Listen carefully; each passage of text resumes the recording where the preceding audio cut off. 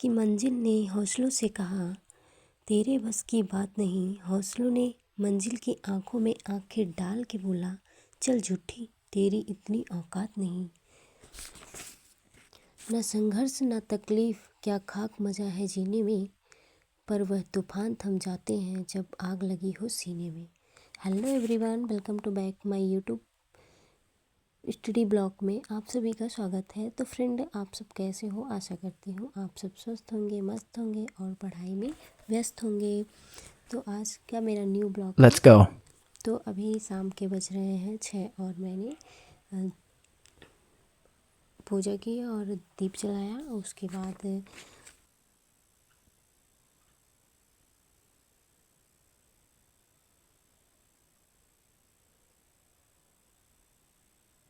Friend, मैं बता दूं, संघर्ष हम सभी के जीवन का हिस्सा है। बस फर्क इतना है, किसी का संघर्ष कम है तो किसी का अधिक है। और सच मानिए तो संघर्ष के बिना जीवन का मोल ही नहीं है। हमें समझ में नहीं आता है कि हमारा जीवन कैसा है। अभी इतिहास उठा के देखें तो हमारा पूरा इतिहास संघर्षमय गाथाओं से भरा हुआ है। कोई चीज़ हो नहीं जाती तब तक हमें वह चीज़ असंभव सी लगती है। फ्रेंड, मैं अब बायोलॉजी के नोट्स को तैयार किया और उसका रिवीजन किया। और रिवीजन करने के बाद मैंने स्टैटिक जीके का भी नोट्स बनाया और उसको फिर रिवीजन किया। स्टैटिक जीके मैंने नवीन सर से क्लास ली है, उन्हीं से पढ़ती हूँ।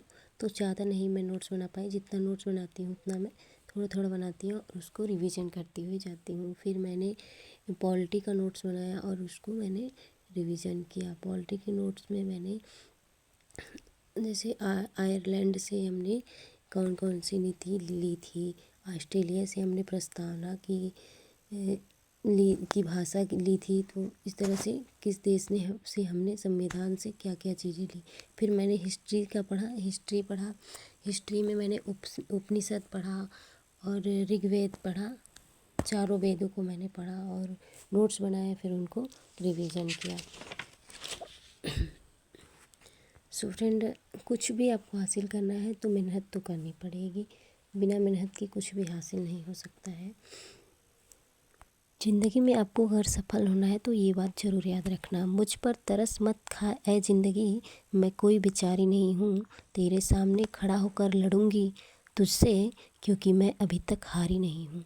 फ्रेंड, मैंने कंप्लीट किया जीएस, स्टैटिक जीके को कंप्लीट किया, हिस्ट्री को कंप्लीट किया। उसके बाद मैं रीजनिंग को पढ़ी, उसके कॉन्सेप्ट को पढ़ी हूँ और उसके बाद 8-10 क्वेश्चन जो हो पाया मैं उसको लगाई भी हूँ। मैं इसमें पढ़ी हूँ, घड़ी को पढ़ी हूँ, घड़ी चैप्टर को पढ़ी हूँ, क्लॉक।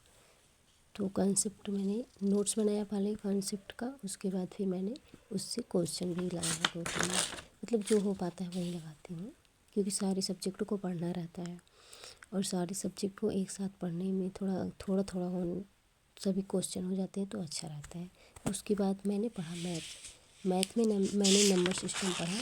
मैं इस चैप्टर को 2-3 बार पढ़ती हूँ, क्योंकि इस चैप्टर से क्वेश्चन ज़्यादा आता है और मैं कोशिश करती हूँ इस चैप्टर के सभी कॉन्सेप्ट को तैयार कर लूँ। जैसे यूनिट डिजिट निकालना और सम भी विषम को पहचानना। और फिर तो मेरा कंप्लीट हो गया हिस्ट्री के बाद मैंने पॉलिटी कंप्लीट किया, जियोग्राफी भी मैंने कंप्लीट कर लिया, केमिस्ट्री और इकोनॉमिक्स और फिजिक्स मैंने नहीं कंप्लीट कर पाया और बायोलॉजी को भी मैंने कंप्लीट कर दिया। सभी के नोट्स भी बना लिए और एक बार नोट्स को मैंने रिवीजन भी कर लिया।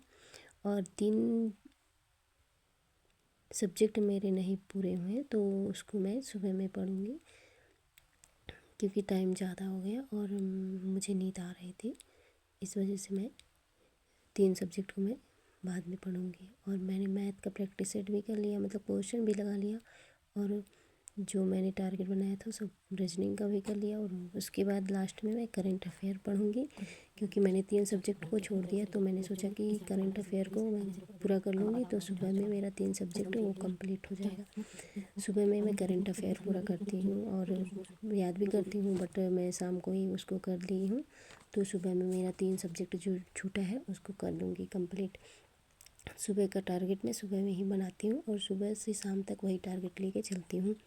सो फ्रेंड, ये वीडियो आपको कैसा लगे कमेंट बॉक्स में ज़रूर बताइएगा। सो फ्रेंड, मैं आपको बता दूँ, जिसे हम बदल नहीं सकते उसे उसी तरह से एक्सेप्ट कर लेना चाहिए, पर जिसे हम बदल सकते हैं उसे ये बदल देना चाहिए। सो फ्रेंड, मुझे लग गई थी भूख और मैंने खाना खाया, सभी लोग सो गए थे और देखिए सो गए थे, तो मैंने अपना पूरे बिस्तर भी बटोरा, मतलब कॉपी किताबें, और देखिए मेरे बाय बाय, गुड नाइट।